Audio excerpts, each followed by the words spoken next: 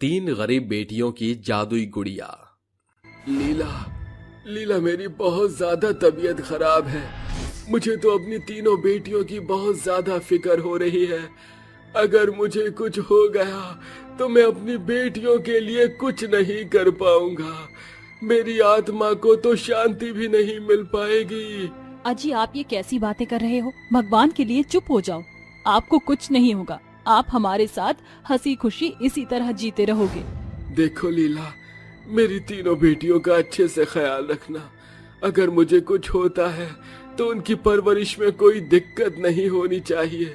मैं अपनी तीनों बेटियों से बहुत प्यार करता हूँ, लेकिन भगवान के आगे बहुत मजबूर हूँ।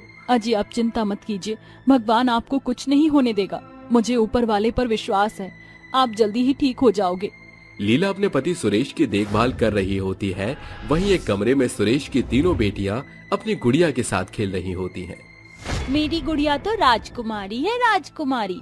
मेरी गुड़िया तो शहजादी है, इसके पास एक राजा भी आएगा।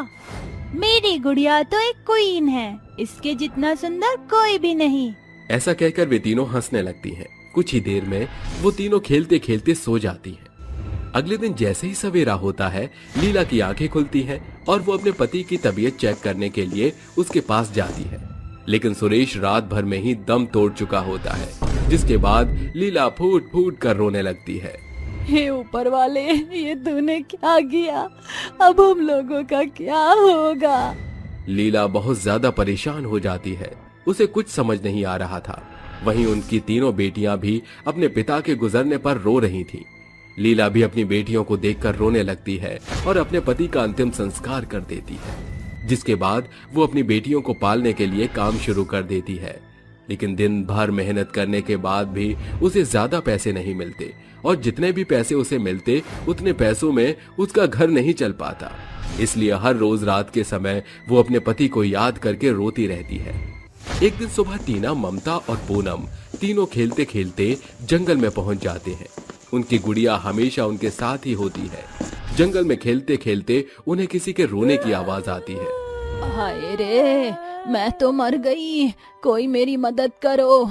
अरे कोई मुझे सहारा देकर मेरी झोपड़ी तक छोड़ाओ, ऊपर वाला तुम्हारा भला करेगा। उस बूढ़ी औरत की आवाज सुनते सुनते वो तीनों उस बूढ़ी औरत के पास पहुंच जाती हैं और उससे कहती हैं, अरे अम्मा जी, आपके साथ क्या हो गया? आप तो बहुत ही पीड़ा में हो। आपको बहुत गहरी चोट लगी है। ये सब आपके साथ कैसे हुआ और किसने किया? अरे तुम तीनों बच्चियां यहाँ पर क्या कर रही हो? अब तुम तीनों आ ही गई हो तो मेरी मदद करो और मुझे मेरी झोपड़ी तक पहुँचा दो। वो तीनों अपना सहारा देकर उस बेचारी बूढ़ी औरत को उसकी झोपड़ी तक पहुंचा देती है, जिसके बाद वो बूढ़ी औरत उन तीनों से कहती है, मैं एक जादूगरनी हूँ। मैं आसमान में उड़ रही थी, लेकिन तभी मेरी टक्कर एक हेलीकॉप्टर से हो गई, जिसके बाद मैं नीचे आकर गिर गई और मेरी ये हालत हो गई। आप चिंता मत कीजिए, आपको कुछ नहीं होगा, हम आपकी मदद करेंगे। हाँ हाँ, हमें इस जगह के बारे में बहुत अच्छे से पता है। हमारे पिताजी हमें यहाँ लेकर आया करते थे। हम आपको कुछ जड़ी बूटियों के सहारे से ठीक भी कर देंगे। तभी पूनम जड़ी बूटियां ले आती है, जिसके बाद वो तीनों मिलकर उस बूढ़ी औरत के जख्मों पर जड़ी बूटियां लगा देती हैं, जिससे उस बूढ़ी औरत को थोड़ा सा आराम मिल जाता है। और वो उन तीनों का इतना अच्छा व्यवहार देखकर उनसे कहती है, तुम तीनों बहुत अच्छी हो, तुम्हारी परवरिश भी बहुत अच्छे से की गई है। तुम्हारे माता पिता जरूर बहुत अच्छे होंगे। तुमने बिना किसी संकोच के मेरी इतनी मदद की। अब तुमने मेरी मदद की है तो मुझे भी तुम्हारी मदद करनी चाहिए। बताओ क्या चाहिए तुम्हें? अरे अम्मा जी, आप बिल्कुल ठीक हो जाओ, हमारे लिए तो इतना ही काफी है। हमें आपसे कुछ नहीं चाहिए। अरे नहीं बेटा, तुमने मेरी मदद की है, मैं जानती हूँ कि तुम्हें क्या चाहिए। ऐसा कहकर वो अपनी छड़ी घुमाती है और उन तीनों की गुड़ियाओं के ऊपर एक जादू कर देती है, जिसके बाद वो बूढ़ी औरत उनसे कहती है, देखो अब ये मामूली गुड़िया नहीं है, तुम जो भी इन गुड़ियाओं से मांगोगी ये तुम्हें दे देंगे। उस बूढ़ी औरत की बात सुनकर वो तीनों अपनी गुड़ियाओं को लेकर अपने घर आ जाती हैं, जिसके बाद ममता कहती है, चलो एक बार उस बूढ़ी औरत का जादू देखते हैं। ए मेरी जादुई गुड़िया, मुझे ढेर सारे पैसे दे दे। ममता के इतना कहते ही गुड़िया के अंदर से ढेर सारे पैसे निकल आते हैं, जिसके बाद टीना और पूनम भी अपनी गुड़िया से सोना और हीरे मांगती हैं। देखते ही देखते उनकी गुड़िया के अंदर से भी सोने और हीरे निकलकर बाहर आते हैं। ये देखते ही वो तीनों बहुत अचंभित हो जाती हैं। ये तो चमत्कार ही हो गया। मुझे नहीं पता था कि जादू जैसी भी कोई चीज होती है।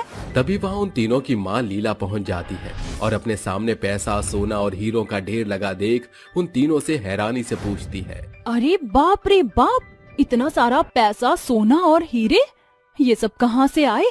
तुम तीनों ये सब कहाँ से लेकर आई हो?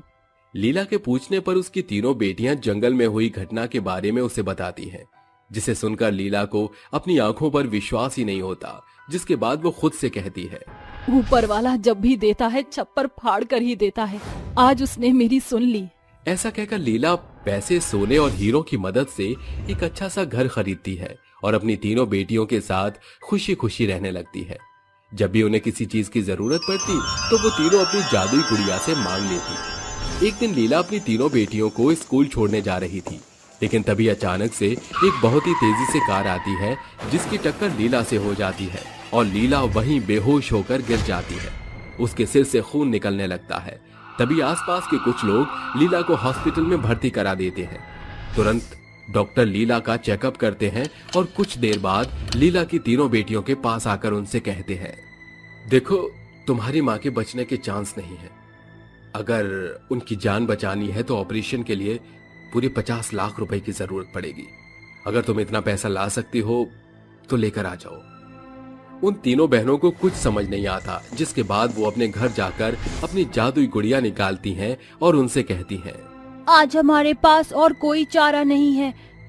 ऐ मेरी जादुई गुड़िया, मुझे ढेर सारे पैसे दे दे। मैं अपनी माँ को इस तरह मरने नहीं दे सकती। मेरी जादुई गुड़िया मुझे ढेर सारा सोना दे दे। पिताजी तो हमें छोड़कर चले गए, अब मैं अपनी माँ को नहीं खोना चाहती। मेरी जादुई गुड़िया मुझे ढेर सारे हीरे दे दे। उन तीनों के इतना कहते ही वहाँ सोना, पैसे और हीरे के बहुत बड़े ढेर लग जाते हैं, जिसके बाद वो उन सभी को उठाकर डॉक्टर के पास ले जाकर उसे दे देती हैं और उन्हें अपनी माँ का इलाज शुरू करने के लिए कहती हैं। कई घंटों तक लीला का इलाज चलता है, जिसके बाद डॉक्टर उन तीनों के पास आकर उनसे कहता है, बचने के चांस बिल्कुल नहीं थे, लेकिन तुम तीनों की दुआओं ने तुम्हारी माँ को बचा लिया है। कुछ दिन बाद तुम उन्हें यहाँ से ले जा सकती हो।